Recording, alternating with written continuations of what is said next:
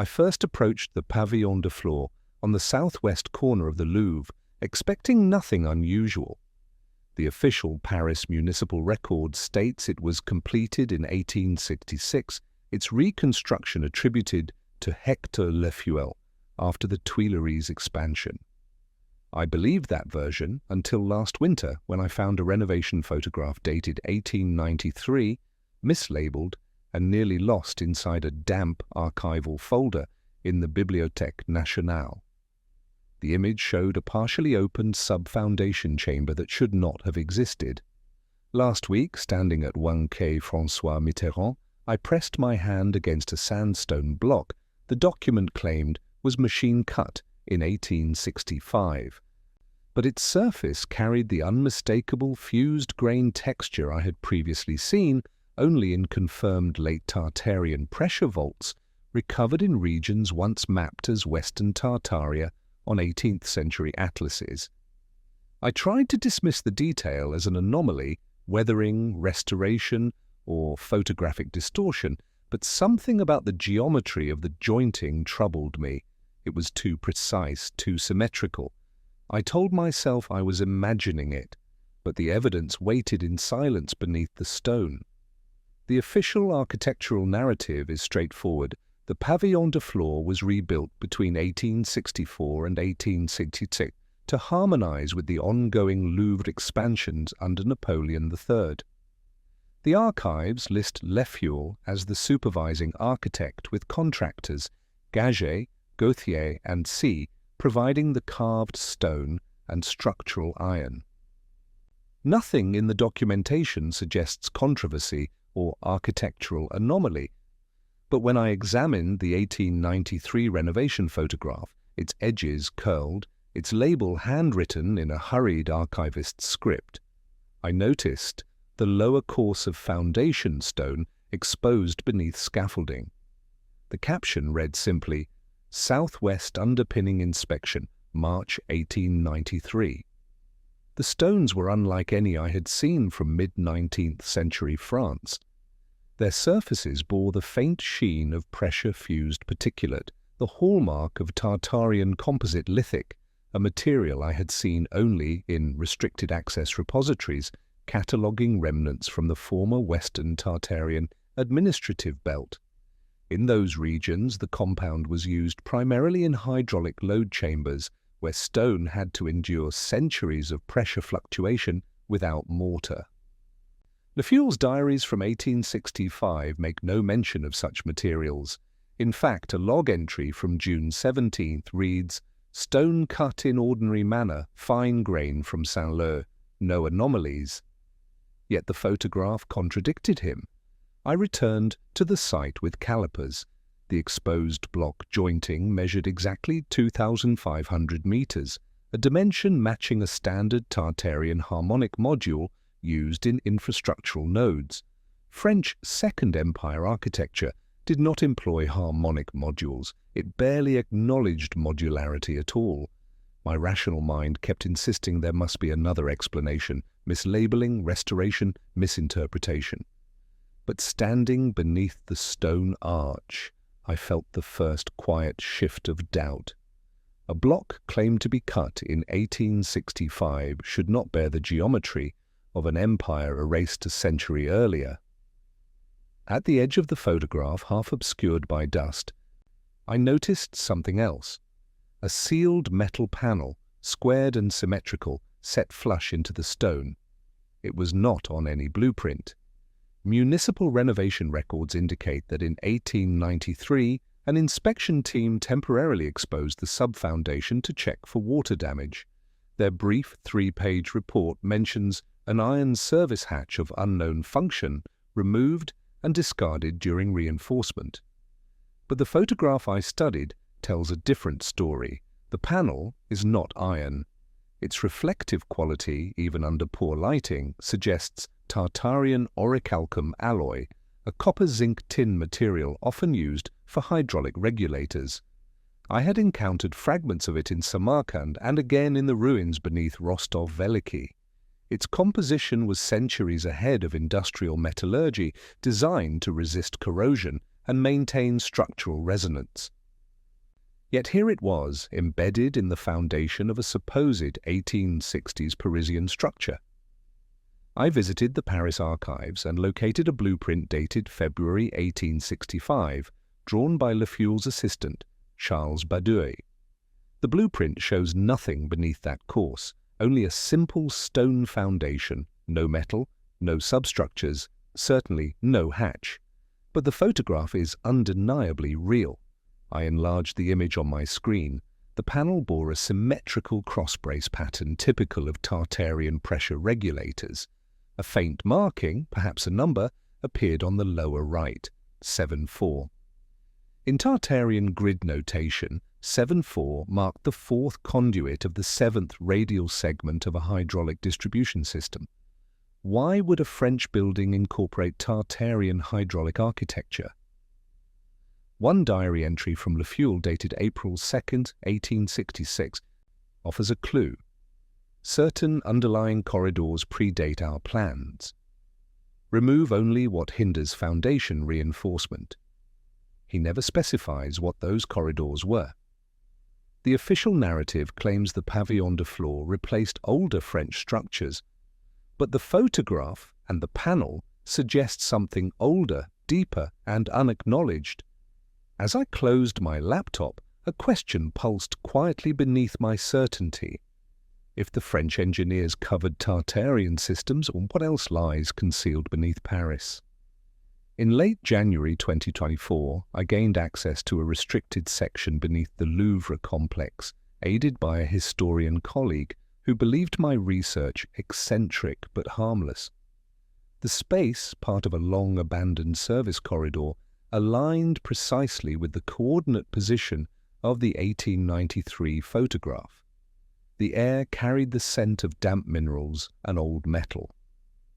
My flashlight caught the curve of a stone arch, roughly finished, unlike the polished Second Empire limestone above.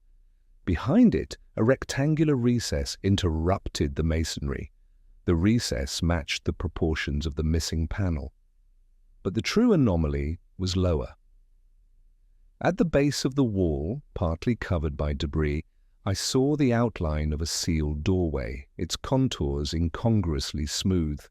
The edges were fused, not mortared, just as Tartarian sub-level doors were fused to withstand hydraulic imbalance.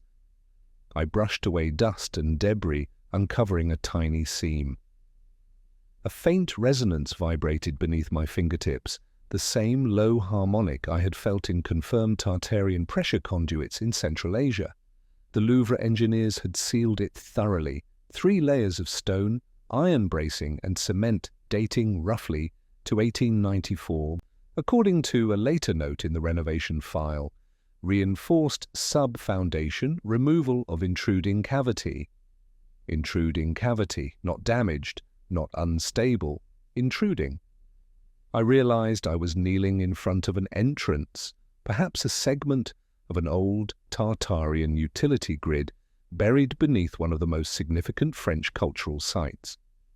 A single discordant detail arrested me. The doorway's frame measured exactly 2,500 meters wide and 5,000 meters tall, consistent with Tartarian infrastructural standardization. French architecture of the 1800s used no such dimensions. My breath stilled in the stale air. The photograph, the panel, the fused stone, all pointed to a hidden system predating the pavillon de floor. I stood slowly, aware of the silence pressing in around me. Beneath ordinary Parisian stone, something older waited. At the top edge of the sealed doorway, half erased by time, a single glyph remained, a 7-pointed ray, a well-known Tartarian infrastructural emblem. Back in my apartment, I laid out the archival materials on the table, copies of 1865-1866 blueprints, Le Fuel's personal notes, the 1893 inspection photograph, and a set of early city plans of the Louvre Quarter. What struck me first was the mismatch between the official documents and what I had seen beneath the stone. The most revealing anomaly came from a draft blueprint dated August 14, 1865, marked preliminary foundation study. In the lower left corner, beneath a smudged coffee stain, I noticed a faint pencil overlay, a series of curves and branching lines that did not match any known 19th century architectural style. When I digitally enhanced the lines, the geometry became unmistakable.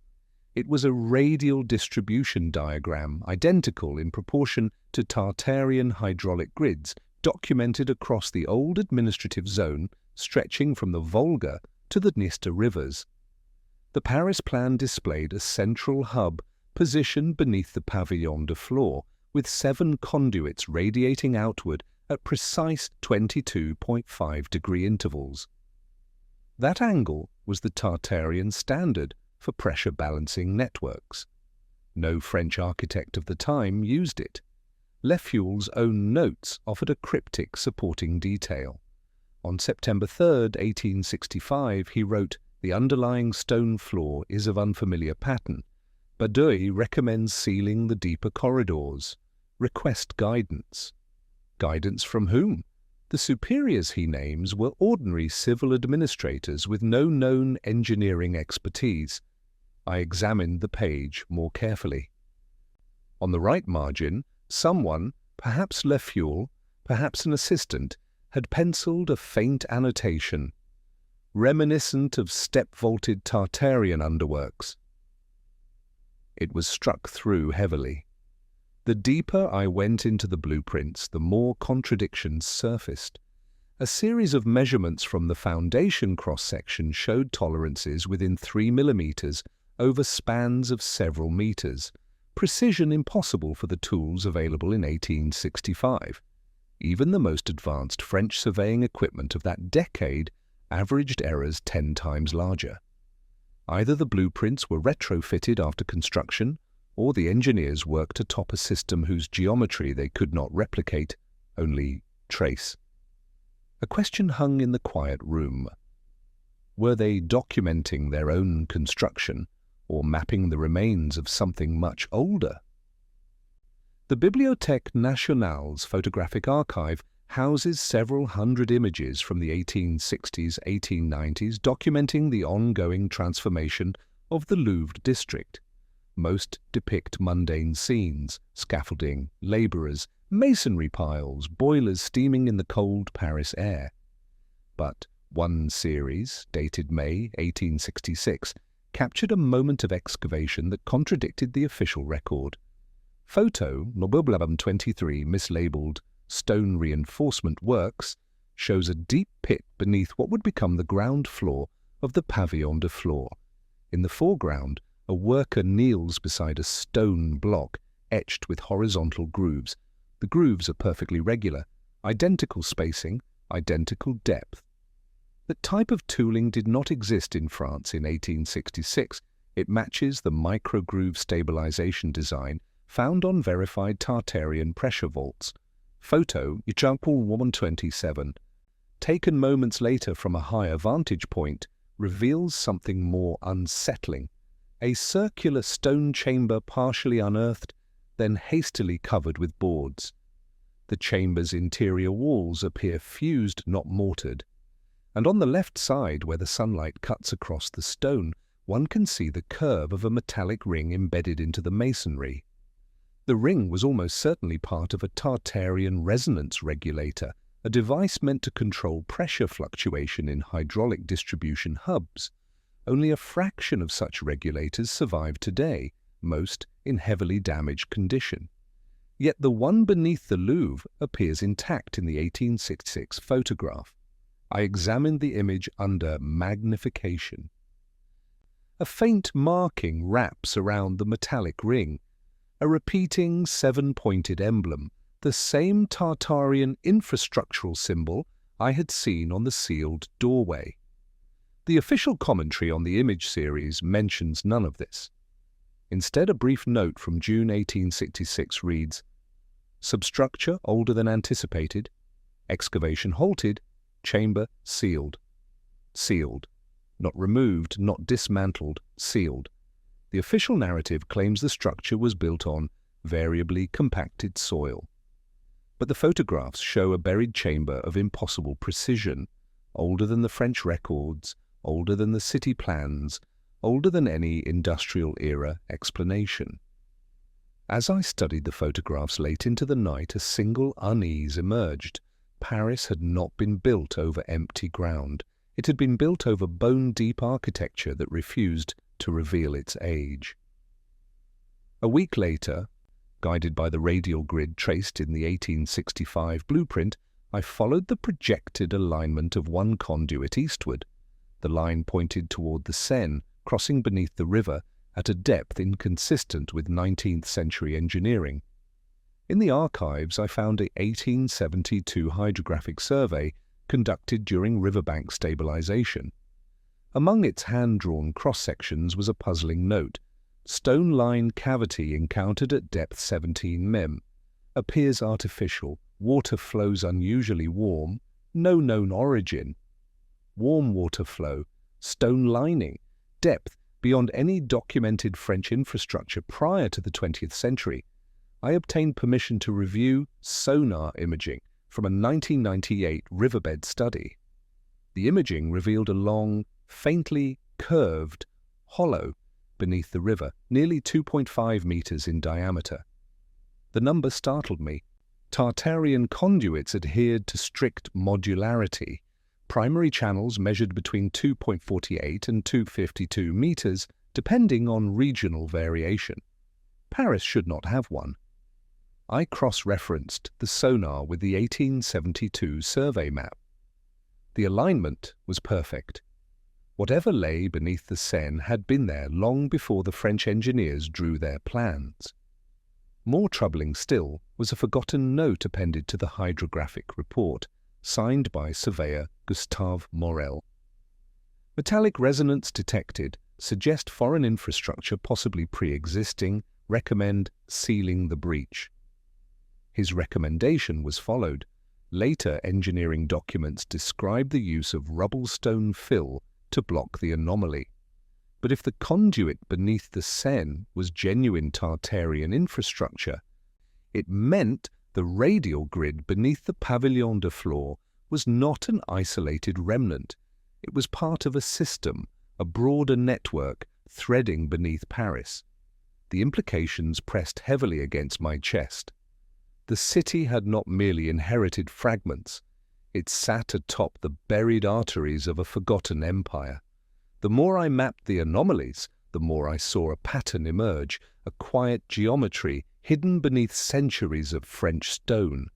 Using the radial hub beneath the Pavillon de Flore as the origin point, I plotted the angles of the conduits cross-referenced with the 1872 survey and extended the lines across the modern city map. To my astonishment, the conduits intersected with key structures in perfect Tartarian harmony. The Pantheon dome aligned with the third radial extension at exactly 22.5 degrees. The Gare de l'Est railbed lay directly atop the fifth radial extension, its early foundations recorded as unexpectedly deep. The Église Saint-Eustache sat at a nodal intersection where Tartarian grids typically position pressure-balancing chambers. This could not be coincidence. No 19th century French urban planner designed Paris with Tartarian geometric principles in mind. The convergence implied an underlying architectural skeleton, an invisible inheritance. One more document reinforced my suspicion: a city planning atlas from 1790, before most modern Parisian structures existed. On its fragile vellum pages, I noticed faint, circular etchings beneath the later street grids. The circles matched the Tartarian harmonic proportions nearly perfectly. The atlas's creator had labelled them ancient earthworks, unaware of their significance, but the alignment only became undeniable when I superimposed the 1865 radial blueprint onto the 1790 atlas. The central hub beneath the Pavillon de Flore aligned with a pre-existing circle on the older map, drawn long before Lefuel raised a single stone. Paris had unwittingly grown around an older design. I stared at the overlapping maps in silence. The The city's symmetry, its impossible consistency, could not be explained by French history alone. A network once vibrant had been entombed, then forgotten. At this moment, another question surfaced, quiet yet insistent. If Paris preserved Tartarian geometry, how much of the city was inherited rather than constructed? I returned to Lefeule's personal journals, 4 thick, leather-bound volumes stored in the archives under controlled humidity. They span 1864 to 1867, covering the most intense years of the Pavillon de Flore reconstruction. I had skimmed them earlier, but now I read line by line, looking for omissions rather than explanations. The silence was deafening. Throughout the spring of 1865, Lefeule wrote daily entries detailing supply shortages, labor disputes, and repeated miscommunications with the Ministry of State. Every mundane frustration appears in careful script, but when excavation reached the deeper foundation levels, precisely when the Tartarian anomalies should have confronted the engineers, the entries thinned to fragments. Between June 10th and June 27th, a period documented in municipal reports as involving unexpectedly complex excavation conditions, the journal contains only 2 notes. June 12th, unusual stonework. Corridor seems older. Supervisor perplexed. June 21st, require secrecy. Remove assistance from pit. Secrecy, a word Lefeule never uses elsewhere. On June 27th, when the inspection team first documented the intruding cavity, the journal entry is crossed out entirely. Beneath the blackened ink, faint impressions remain, ghosts of a sentence I could only partially decipher. Cannot be of French workmanship. His hesitation feels palpable, even a century and a half later. Further anomalies surfaced in the annexed engineering logs. An entry from July 3, 1865, written by site engineer Émile Barrault, mentions sub-level vault resonates at abnormal frequency. Suggest metallic composition not in inventory. Lefeule advises sealing without further inquiry. Why would an architect dedicated to documentation suppress a rare engineering discovery? The only plausible explanation is that he knew the vault was not French, not imperial, not even recent. He knew he was working atop an artifact of the Tartarian infrastructural era, a remnant he dared not acknowledge in writing. Yet in his refusal, Lefeule left a trail, gaps, silences, absences that spoke louder than confession. One final entry caught my breath. August 7, the lower hatch removed, cannot permit public knowledge. Bury. Bury, not dismantle, not study, bury. And it was buried until a photograph, a mistake, and a forgotten journal allowed me to unearth it again. By late February 2024, the deeper pattern became difficult to ignore. The anomalies beneath the Louvre were not isolated. Every archive I consulted hinted at a systematic approach. Identify the Tartarian structures, seal them, then build atop them, never directly removing the original architecture. But records of the Paris Exposition of 1889 exposed a different angle. That year, immense quantities of stone of unknown origin were quietly purchased by the city, not to build, but to bury. I located a procurement log from July 1888, signed by Deputy Engineer Armand Gosselin. 500 cubic meters of fillstone secured. Purpose, sub-foundation neutralization. Neutralization, an odd choice of word. Cross-referencing this with correspondence from the World Fair Reconstruction Commission, I found a letter addressed to Gosselin. Existing cavities must remain inaccessible. Do not disturb the underlying network. Reinforce only the upper strata. Underlying network, a phrase with no meaning in standard French civil engineering of that era. In another envelope I found invoices for iron shuttering panels purchased from a metallurgical workshop known for producing high tensile plates far beyond what typical French building sites required at the time. Why would ordinary exhibition pavilions require industrial-strength shuttering unless they were sealing something beneath them?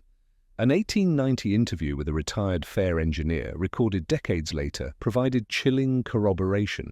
He recalls, "Some of the old tunnels hummed, you could feel it through your boots. We were told not to put tools near them." A humming tunnel. Tartarian conduits, when partially active, emitted low-frequency harmonic vibrations through their metallic regulators, a phenomenon documented in central Tartary during the early excavations of the 1830s. The official account of the 1889 World Fair claims the city's rebuilding efforts were meant to modernize infrastructure, but the archival patterns reveal another logic. Paris was covering, capping, and burying older systems, neutralizing them without admitting their existence. The economy of removal is never absolute. It is surgical, strategic, selective.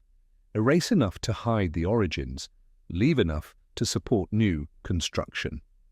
One phrase from Goslin's report lingered in my mind. "The depth is not to be disturbed. The older grid sustains the modern weight." Older grid, it suggested dependency. Were parts of modern Paris resting literally on Tartarian foundations? A new wave of construction swept through Paris at the turn of the century, culminating in the 1900 Exposition Universelle. Buildings rose quickly, some nearly overnight, and several were later dismantled. Their foundations, however, provide a crucial clue. I examined one structure in particular, the Palais de l'Électricité, officially constructed between 1899 and early 1900 as the exhibition's showpiece. It was meant to symbolize modernity, electrification, and the technological optimism of the era. Yet blueprint archives from 1899 include notes that contradict the official narrative. A plan labeled Foundation Revision, April 17, contains an unusual annotation by Chief Engineer François Delamotte. Original substrate too stable to remove, unidentified stone vault beneath, utilize as lower support, no excavation permitted. Too stable. Unidentified vault, no excavation. The French engineers did not build the structure's foundations, they inherited them. Later that year, a photographic series captured workers lowering heavy machinery into the palais. In one image, a section of the floor is exposed, revealing a curved stone vault with fused seams, identical to those of Tartarian load-bearing nodes. I held the photograph beside the 1866 image of the chamber beneath the Louvre. The similarities were uncanny: identical curvature radius, identical fused lithic texture, identical seven-pointed symbol faintly visible on one stone segment. The vault beneath the Palais de l'Électricité was Tartarian, and the French used it. Delamotte's journals from 1900 provide one more piece of evidence. We build a top strength we do not understand. His resignation is palpable. Why, I wondered? Did the Exposition Universelle Committee avoid all mention of these inherited structures? Perhaps because acknowledging Tartarian foundations would conflict with the exposition's central theme, the triumph of modernity. But the modernity was built atop something far older. A realization settled uneasily within me. The World Fairs were not merely exhibitions of progress. They were stages erected atop a buried architectural inheritance the city dared not explain. One evening in early March 2024, I spread my compiled maps across the floor.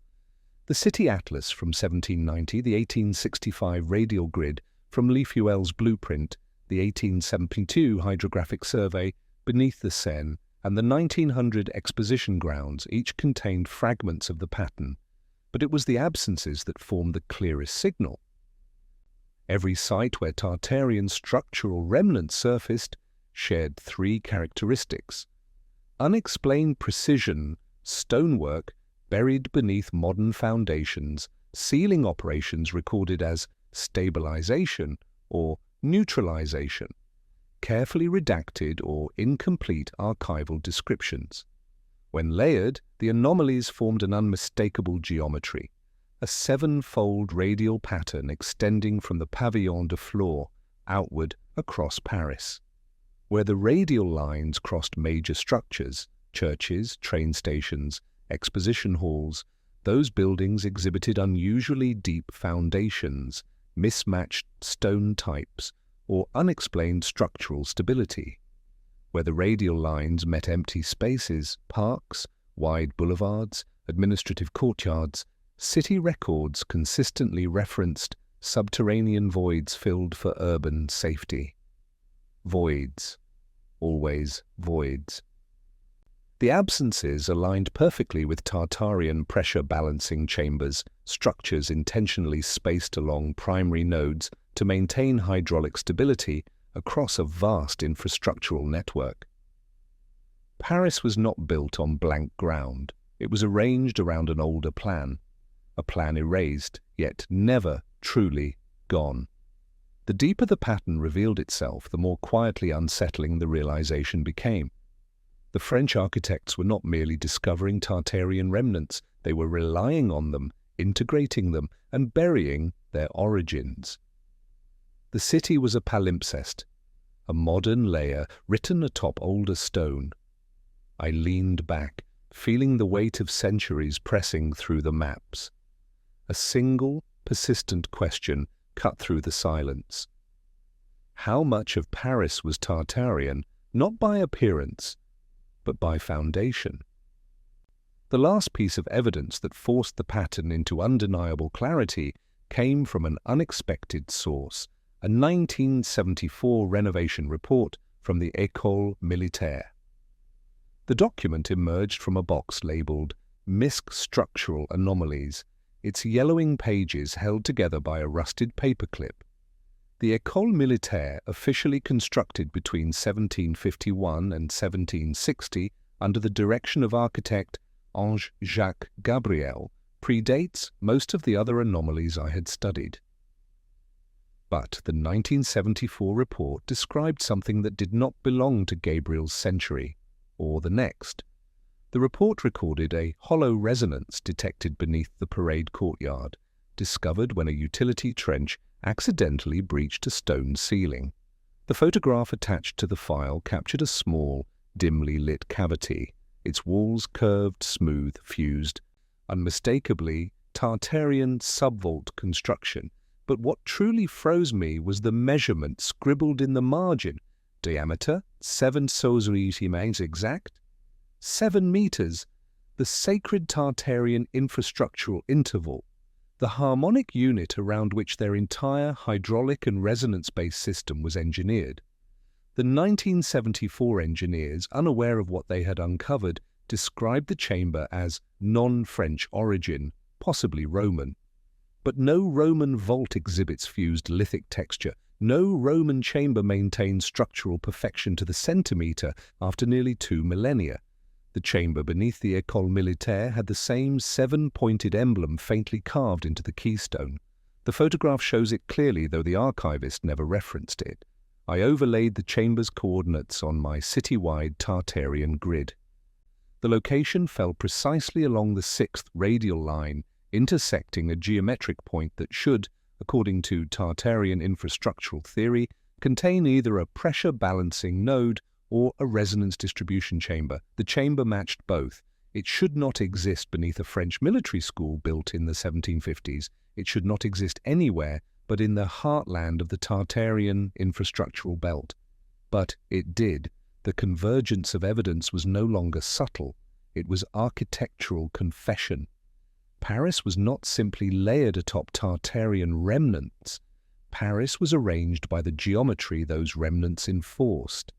The French built upon a logic older than their own civilization, and older perhaps than they ever realized. A question rose quietly from the silence of the archives. If the École Militaire sits atop a Tartarian node, how many other French institutions do as well? And who, if anyone, still remembers why?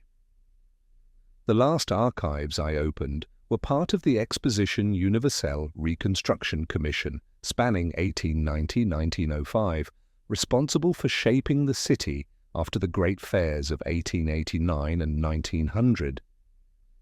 These were the years in which Paris was modernized, the era historians often praise for architectural brilliance and civic ambition. But buried within administrative memos and engineering invoices was a second intention, unspoken but undeniable. A document titled Plan Général de Réaménagement 1891 outlined the city's official modernization strategy. But an annexed addendum, marked for internal circulation only, revealed an entirely different objective. Map and suppress all substructures inconsistent with national architectural heritage. Neutralize older networks, preserve only what supports load or topography. Older networks, inconsistent heritage. This was not maintenance, it was selective erasure. The annex included a map, faded, partially torn, showing Paris overlaid with a pattern I recognized immediately. The seven-fold Tartarian radial grid traced in red ink. Each radial line was marked with symbols indicating actions: seal, reinforce, X, remove, reserve for future survey. The city's reconstruction plan was not merely aesthetic or infrastructural, it was strategic. The planners knew the Tartarian foundations existed, they mapped them, and then buried them deeper beneath officially sanctioned stone. One annotation, perhaps written by a frustrated engineer, was circled: Paris rests on the bones of an empire not our own. Do not disturb its skeleton. Another marginal note, unsigned, chilled me further. If the chambers resonate again, file a suppression request. Resonate, a word used only in Tartarian hydraulic terminology. The plan was clear. Paris was rebuilt not only to celebrate modernity, but to overwrite a deeper, older architectural truth. Not to destroy Tartaria, but to bury it, assimilate it, silence it beneath the grandeur of the modern French state. As I read through the pages, the weight of the realization settled around me like dust in the archives. Paris is a reconstruction, not of French ingenuity alone, but of Tartarian inheritance selectively erased from public memory. And the world fairs, celebrated as triumphs of progress, were also convenient moments to seal, reinforce, and disguise what lay beneath. It was early morning by the time I left the archives. The city outside was quiet, still washed in the muted grey of pre-dawn. I walked slowly toward the Louvre, my footsteps echoing softly against the stone. Beneath me, several meters down behind layers of sealing stone and forgotten decisions, lay the old grid, the Tartarian grid, a network humming with silent symmetry. An architecture not entirely dead, merely buried, not destroyed, only overwritten. Standing in the shadow of the pavillon de flore, I traced the line of the stone with my fingertips. The surface vibrated faintly, a trick of imagination perhaps, or resonance, travelling through stone older than the nation built above it. A century and a half of French engineering had pressed down on these foundations, reshaped them, constricted them, but never fully erased them. Every blueprint omission, every sealed doorway, every disguised chamber, every buried conduit, all part of a quiet, deliberate reframing of history. Not to deceive maliciously, but to simplify, to unify the narrative, to make Paris French wholly and completely. Yet the deeper truth slept beneath, patient and unacknowledged, and I realized with a quiet clarity that felt almost like grief. We walk atop civilizations we choose not to remember. We build our futures on foundations we did not lay. We inherit more than we understand and erase more than we admit. Tartaria was gone from the maps, but not from the stone, never from the stone. In the archives, there is a single photograph, taken in 1893, mislabeled, nearly forgotten. A worker kneels beside an exposed cavity beneath the pavillon de flore. Behind him, The curved stone wall gleams faintly in the sunlight, and on one block, barely visible, is a 7-pointed emblem, the symbol of a buried network, a mark that should not exist in 19th-century Paris, a mark they sealed the next day. There is no caption, no explanation, no record of what became of the chamber. Only the image remains, its silence heavier than any conclusion I could offer. And in that silence, the shape of an empire endures.